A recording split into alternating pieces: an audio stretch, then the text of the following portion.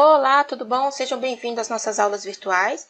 E o primeiro tema de hoje vai ser sobre o Energy Plus. Vou dar uma introdução para vocês sobre como que funciona esse programa. E com isso dar a introdução à simulação termoenergética de edificações. Então não se esqueça, se você tiver dúvida, postar lá no comentário do fórum da turma, porque talvez a sua dúvida é a dúvida de outro colega. E ao responder a sua dúvida, ajuda outra pessoa também. Então vamos começar aí.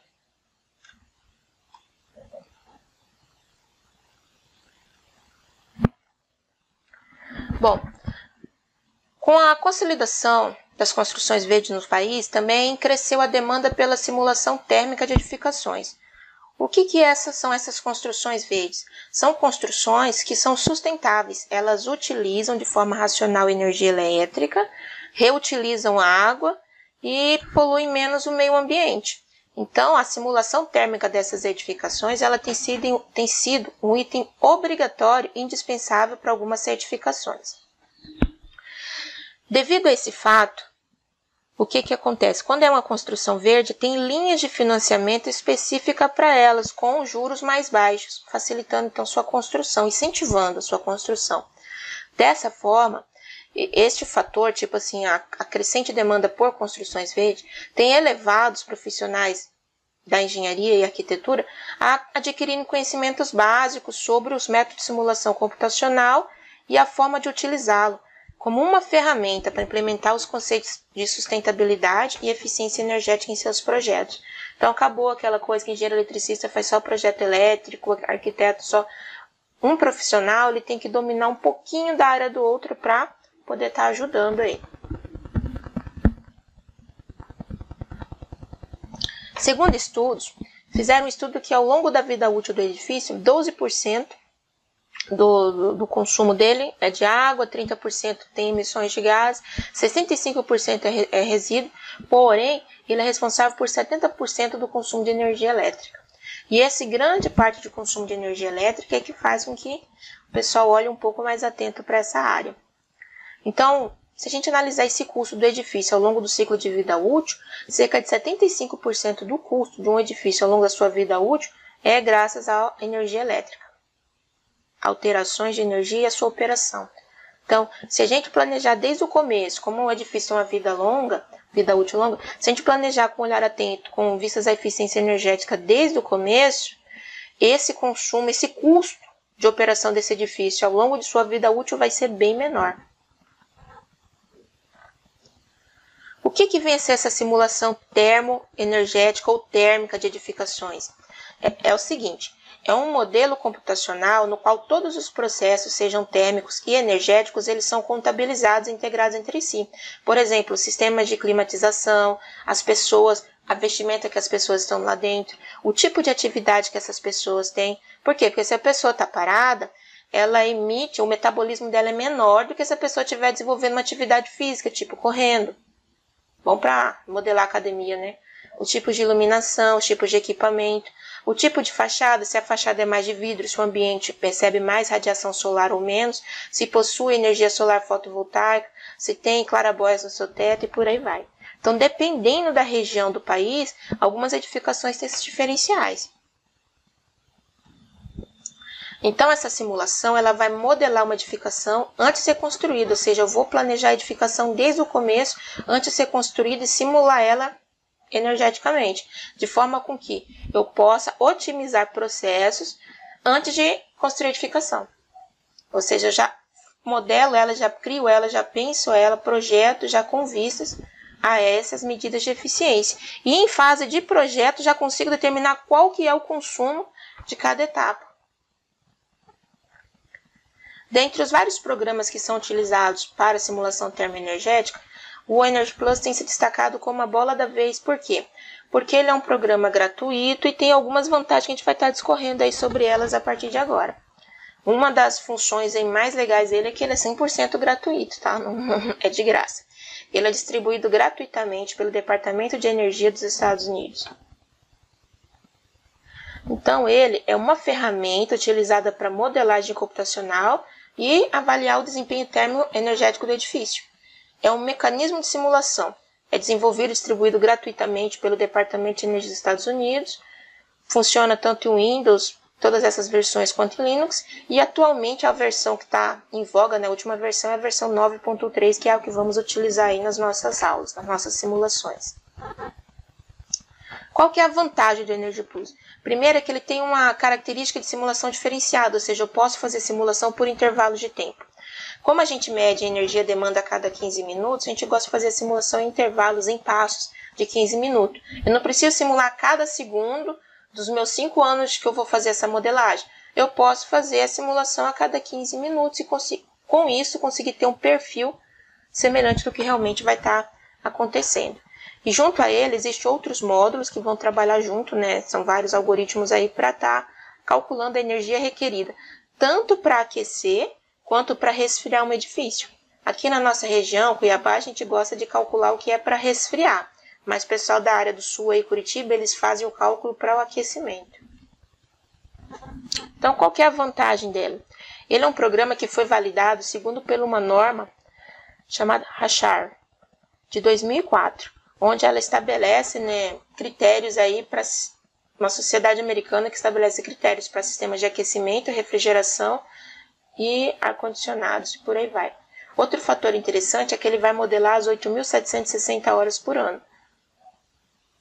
Ele também consegue, né, perceber os efeitos da inércia térmica. O que é inércia térmica?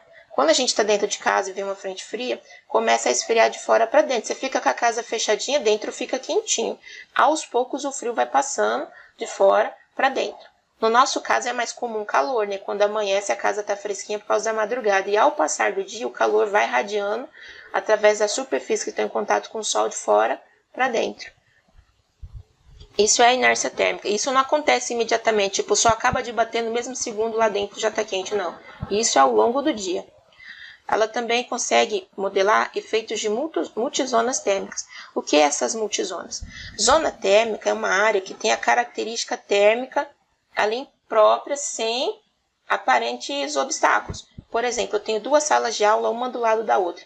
Se cada sala tem um sistema de climatização e o ar de uma sala não passa para outra, tipo, não é parede aberta, é fechada por parede, cada sala vem a se tornar uma zona térmica.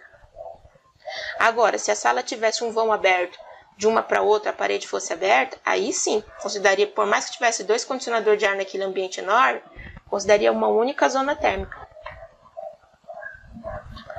Outra vantagem é que é possível eu estabelecer, né, programar uma rotina de ocupação, o horário que chega a gente no edifício, o horário que começa a trabalhar, a potência de iluminação, que hora que a iluminação vai estar funcionando, os equipamentos, que tipos de equipamento, quais as potências desses equipamentos, toda a rede de ventilação natural, o sistema de condicionamento de ar artificial.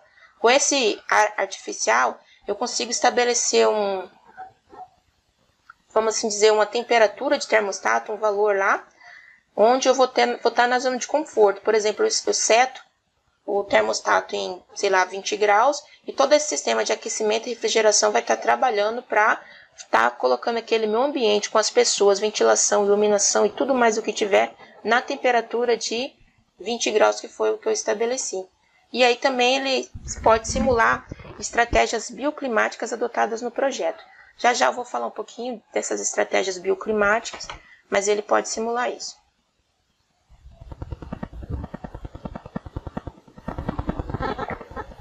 Tem uma certificação chamada de LEED, que é para edificações sustentáveis. O Energy Plus também, simulações feitas nele, é aceito para poder fazer essa certificação LEED, de edificações sustentáveis. Outra vantagem é que ele também pode ser utilizado para determinar o nível de eficiência energética da edificação. Assim como para equipamentos elétricos, a gente tem o selo do Inmetro, selo Procel, onde está definido os níveis de eficiência, sendo o nível A o mais eficiente, o nível o menos eficiente do equipamento em relação ao consumo de energia elétrica. A edificação também ela pode ser certificada e se definir a etiqueta dela em relação ao nível de consumo de energia. É claro, né, que uma casa construída com selo A é um pouquinho mais cara que uma casa construída com selo E. E as diferenças entre elas são medidas adotadas que permitem uma casa E, a projeto vulgo, ser implementado como uma casa A, ou seja, ser pensado um pouco mais e estar aí trabalhando como uma casa nível A de eficiência energética. Como que esse programa funciona? Ele funciona assim. Deixa eu até pegar aqui um laser, né, para poder estar... Pronto. Um ponteiro laser para poder estar melhorando aí como que a gente vai estar conversando isso. Primeiro passo, eu vou fazer a descrição da edificação, ou seja, eu vou num programa e modelar qual que é a geometria dessa edificação, o que que tem nas paredes, é tijolo, é pintado de que cor, qual que é a espessura desse tijolo, tijolo em pé, tijolo deitado, que tipo de tijolo, é bloco de cimento? Então eu coloco essas características, a partir daí ele vai fazer a simulação, e dentro dessa simulação ele vai estar analisando algumas coisas, tipo o balanço de calor e massa, simulação de valor e massa, depois ele vai fazer a simulação dos sistemas em relação à construção, a posição geográfica onde a construção está localizada e tudo mais, dentro desses vários módulozinhos aqui, e a partir daí aparece o cálculo dos resultados. E essa interface para mostrar os resultados normalmente são software de terceiro, então ele é mais como se fosse o cérebro da operação. Usa um programa externo para modelar a edificação. Modelar que a gente fala é desenhar ela com as suas características geométricas. Nele a gente coloca as propriedades térmicas, as rotinas e tal. E depois a gente visualiza o resultado no navegador da internet. Sai um arquivo HTML que permite a gente analisar esses resultados na internet. Ah, mas eu gosto de gerar gráfico. De lá você consegue exportar para programas que gerem gráficos, seja em R, Python, próprio Excel e por aí vai. Para a gente poder fazer a simulação, é necessário a gente saber algumas coisinhas. A primeira coisa é a conservação de massa, energia, como que ocorre a transferência de calor e alguns conhecimentos específicos dos sistemas e estratégias adotadas no projeto ou na edificação construída. Esses conceitos vou estar passando a vocês conforme a gente for fazendo a simulação e explicando o que cada uma afeta na hora que a gente for parametrizando. Porque só falar o conceito por si, sem você estar mexendo e vendo o que ele interfere, não influencia muita coisa. Como que é a interface do Energy? A interface dele é uma interface que a gente faz programação por caixinhas de seleção. Na aula que eu ensinar vocês a fazer a instalação do programa, eu vou pegar e descrever essa interface com vocês, vou abrir algumas telas e mostrar para vocês como que ela funciona. O Energy Plus, ele é gratuito, porém tem um programa chamado Design Build que alia essas funções do Energy Plus. É como se ele pegasse o Energy Plus como base, sendo um software pago, e com ele é possível fazer a simulação termoenergética da edificação inteira. Você já desenha no próprio Design Build. É claro que tem um preço, né? Então, tudo que tem um preço é um pouquinho mais difícil a gente estar mexendo.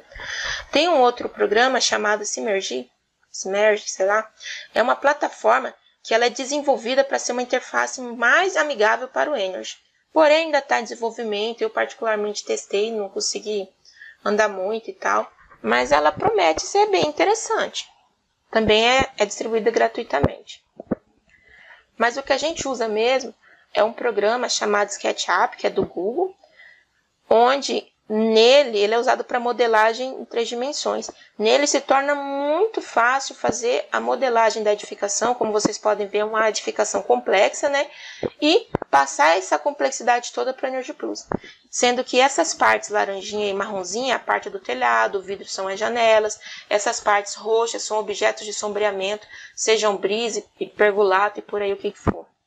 Então a gente consegue fazer toda essa modelagem. Essa aqui é a tela inicial do Energy Plus. Nesse primeiro botão a gente tem o Browse, que é para procurar, né?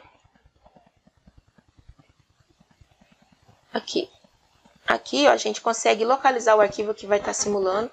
Quando eu fiz esse tutorial, eu estava usando o Energy Plus versão 7.1 e hoje nós já estamos na 9.3, só para vocês verem como que evolui isso nos últimos 5 anos. Então, a gente é possível localizar o arquivo de simulação.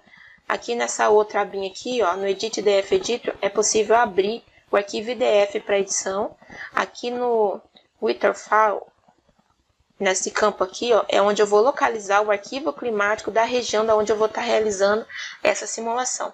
Esse arquivo climático é importante porque, por exemplo, vamos dimensionar ar-condicionado. A mesma equação que o pessoal usa para dimensionar ar-condicionado aqui em Cuiabá, quando a gente tem um solzinho bem forte, é a mesma equação que o pessoal usa, por exemplo, lá em Curitiba. Porém, a gente tem características climáticas bem diferentes. A gente tem um inverno chuvoso, o verão é seco, e toda aquela coisa, ou em verão seco, inverno chuvoso. Então a gente tem todos esses parâmetros. E já lá neles é muito inverso devido à grandiosidade do território brasileiro.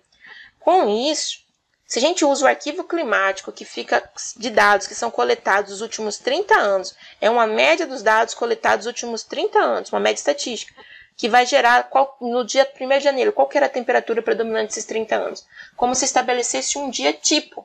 Com base nesses dados, eu vou fazer a simulação de uma edificação com suas propriedades térmicas e geométricas na região onde ela vai ficar instalada. Então, com isso, já é possível a gente prever qual que vai ser o consumo de energia ou não. Nesse botão Simulate é onde a gente vai fazer a simulação aqui embaixo, onde vai fazer a simulação. E quando a gente termina a simulação, a gente clica em sair. Então, só lembrando, tá? Quando eu fiz, estava na versão 7.1.0.12. Hoje já está bem mais avançado. Então, como eu estava falando para vocês, esse arquivo climático, ele vai reunir essas informações de uma série meteorológica, normalmente coletada, aqui está falando, tem avaliações de dados que são de 10 anos, 12 meses, que melhor representa a localidade que compõe o arquivo e tal. Então ele vai pegar isso daí e jogar. Lá dentro dele, quando a gente vai fazer a parte fina, né, a configuração, porque o desenho da edificação a gente faz no SketchUp, salva o IDF, e aí a gente vai abrir esse arquivo IDF, que é onde estão os parâmetros já programados, para estar fazendo aí os acertos segundo a região que a gente vai estar usando. Outro ponto favorável do Energy é que ele possui uma vasta documentação. O arquivo dele tem mais de 1.400 páginas, todo em inglês. Então, cada pormenor, cada caixa de seleção, cada item está muito bem documentado e explicado. Após a simulação, ele permite visualizar um relatório de erro. Por quê? Porque nesse relatório de erro, tem erro que são erros só um aviso, falando, olha, tem coisa que não está muito certo. Um exemplo de aviso está nessa tela aqui, ó. Vou mostrar para vocês. Ele aparece aqui, onde eu estou ticando de vermelho como warn. Ele está falando para mim assim, ó, que a temperatura do solo, da onde a edificação está construída, ela é fora do limite estabelecido. Por quê? Porque é um programa americano e lá o solo deles, a temperatura é bem menor do que a média da temperatura do nosso solo aqui em Cuiabá. Então, com isso, ele já está avisando, ó, a temperatura está fora do parâmetro, mas isso é lá nos Estados Unidos. Aqui a temperatura está correta porque a gente inseriu. Então, é nesse estilo aí. Outro aviso que ele está falando é que tem variáveis que não foram utilizadas e por aí vai. E se, porventura, ocorrer devido à programação, ter algum parâmetro errado, ele já avisa, olha, tal coisa está errada e aborta a simulação. Então, tem erros que são severos que abortam a simulação e tem erros que são erros suaves, que é só um aviso, e esses avisos, dependendo do que for, é só um aviso mesmo, não interfere na simulação, não. O programa permite com que seja exportado esse arquivo em vários outros arquivos de entrada e saída. Aqui, por exemplo, ele tem um arquivo chamado Real, onde ele vai conter resultados adicionais, por exemplo, olha, eu quero a carga térmica, tem parâmetros que eu posso exigir no meu relatório de saída. Eu quero a temperatura do solo, eu quero o consumo de energia, eu quero... Então, muitas coisas aí que eu posso obter a partir desse real, que são aí as variáveis de saída. E outra coisa que ele permite, quando eu gero, né, o relatório de saída, eu coloco nesse table, onde é possível gerar um arquivo HTML, e esse arquivo HTML, vamos assim dizer, os títulos do relatório são links acessáveis. Quando eu clico nele, ele roda a página lá para aquele pedacinho para a gente poder estar trabalhando. Então, tem tudo isso daí, né, nesse programa, que facilita bastante. Esses arquivos, ele gera um arquivo CSV. O arquivo CSV é um arquivo de valores separados por vírgula, que podem ser importados por uma planilha eletrônica, Excel e por aí vai, pode ser R, pode ser Python, e dali eles podem ser trabalhados em gráfico. Então, como estudo de caso, vou mostrar a vocês um trabalho que eu fiz utilizando esse Energy. Eu coloquei uma edificação como centro comercial que estava localizado em Cuiabá. Ele ocupava uma área de 600 metros quadrados, tinha parede de alvenaria, janela era envidraçada, a cobertura era feita por uma laje de 20 centímetros, coberta por telha de fibrocimento de 8 milímetros. Então, ao passar as dimensões do ambiente, passar as características e tal, eu estou dando uma ideia aí do que a gente vai estar sendo feito nessa modelagem. Então, esse daqui é um layout que foi modelado no SketchUp. Então é possível ver, né, o sol batendo aí numa fachada, a parte da frente. Isso aqui é uma igreja, um templo religioso. Eu utilizei isso daí para fazer a modelagem da carga térmica de ar-condicionado que ia colocar nessa igreja. Depois disso, a gente vai na norma e consegue obter as características térmicas do material da envoltória. Dentro dessas características, a gente precisa de 3 que são importantes. Uma que é a densidade de massa aparente, outra a condutividade térmica e o calor específico. Então, isso daí são variáveis que vão ser utilizados nos cálculos internos. A norma da onde a gente tira isso aí é a norma NBR 15220. Como esse edifício é um edifício comercial de serviço público, porque é uma igreja, né, de serviço no caso, então eu teria que atender algumas coisinhas desse regulamento técnico de qualidade para nível de eficiência de edificações comerciais de serviço público, que é o RTQC. Então, o RTQC ele vai estabelecer os limites de absortância da envoltória da edificação como pré-requisito para obter o nível máximo de eficiência de acordo com a zona onde ela se localiza. Que zona que é essa? Aqui é uma outra zona. A gente falou agora da zona térmica, agora eu vou falar para vocês da zona bioclimática. O pessoal fez um estudo, segundo as características de umidade, radiação solar, temperatura, altitude e vários outros parâmetros, dividiu o território nacional em zonas bioclimáticas, ou seja, zonas que têm características climáticas semelhantes. Para quê? Para dentro de cada zona dessa estabelecer quais são os parâmetros construtivos que devem ser utilizados para obter o máximo conforto humano dentro desse ambiente. Também é feito segundo a NBR 15220-3. A cidade de Cuiabá está localizada na zona bioclimática 7. Essa zona bioclimática 7 aí no mapa aparece como esse azul escuro aí, zona 7, que corresponde a 12,6% do território nacional. Então, segundo as nossas características de temperatura, altitude, umidade, características climáticas mesmo, a gente está dentro dessa zona.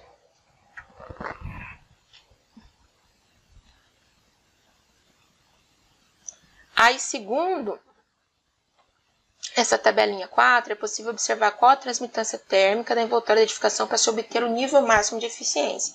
Ou seja, o nível mais eficiente tem que ter uma transmitância térmica da ordem de 1,71 para paredes. Aqui, ó. A gente está olhando isso aqui. Então, tem que ter em torno de 1,71 para paredes, 1,87 para piso e 3,22 para cobertura, e 0,92 para cobertura, desculpa. Com isso, eu vou estar mexendo nos materiais construtivos para que eu obtenha esse nível aqui mais eficiente, para consumir menos energia. Essa transmitância térmica é a transmissão de calor em unidade de tempo através de uma área unitária de um elemento ou componente construtivo. Então, essa relação vai ser entre a condutibilidade térmica e o coeficiente de calor de temperatura.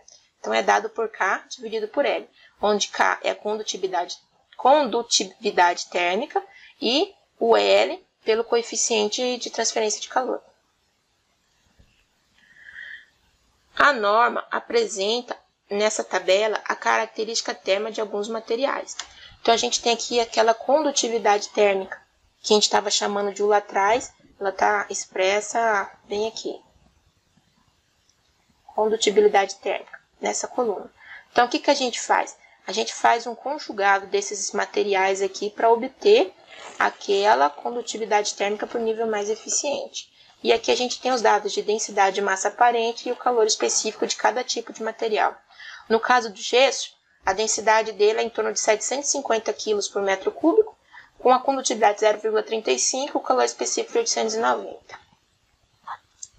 Então, na hora que eu vou fazer o procedimento, a construção, eu programo aqueles materiais, cada tipo de material, tipo reboco, tijolo e tal, o arzinho que vai dentro do tijolo, e na hora de fazer a construção da envoltória, é como se eu montasse sanduíches com essa superfície. Por exemplo, aqui na parede. Na parede eu tenho reboco, tijolo de 8 furos, tem um arzinho dentro do tijolo, aí tem outra parte de cerâmica e tem o reboco. A edificação, no caso, funcionava de segunda a sexta, das 9 da manhã às 10 da noite, tinha uma ocupação média de 200 pessoas, uma carga de equipamentos elétricos totalizava 550 kW de potência, Ah, mas o que são esses equipamentos? Equipamentos de som, iluminação e por aí vai. E a carga de iluminação seria 50 kW. Então, eu fiz a modelagem utilizando 3 parâmetros aí. 2 parâmetros, desculpa. Uma edificação construída de forma eficiente, que está em verde. Uma edificação construída de forma tradicional, aí, como que é a construção tradicional. E programei nas 2 edificações o sistema de climatização para manter o ar-condicionado em 20 graus, então 25 graus. Programei o termostato para 25 graus. E aqui, ó, em azul, é a temperatura externa. Então, o que a gente nota? A temperatura lá externa está subindo segundo as horas do dia. Quando dá 8 horas da manhã, é quando o pessoal começa a trabalhar. Nota que em verde, a edificação mais eficiente, a temperatura dela antes de começar as pessoas a adentrarem é em torno de 32 graus Celsius. Enquanto que a temperatura aqui, ó, da edificação convencional é acima de 35 graus. Então já dá uma diferença de temperatura aí, só mexendo no envoltório. Aí aqui, ó, 8 horas da manhã, nesse ponto aqui, começou a funcionar. Aí o ar-condicionado é ligado usando a potência que for necessária para manter a temperatura em 25 graus. Aí o que a gente acontece aqui? Os dois mantêm, quando dá nesse fim de tarde aqui, quando o expediente se encerra, rapidamente a edificação convencional ganha calor, né, adquire a temperatura de antes, enquanto que a eficiente, ó, demora um pouco mais para perder a climatização que estava dentro dela.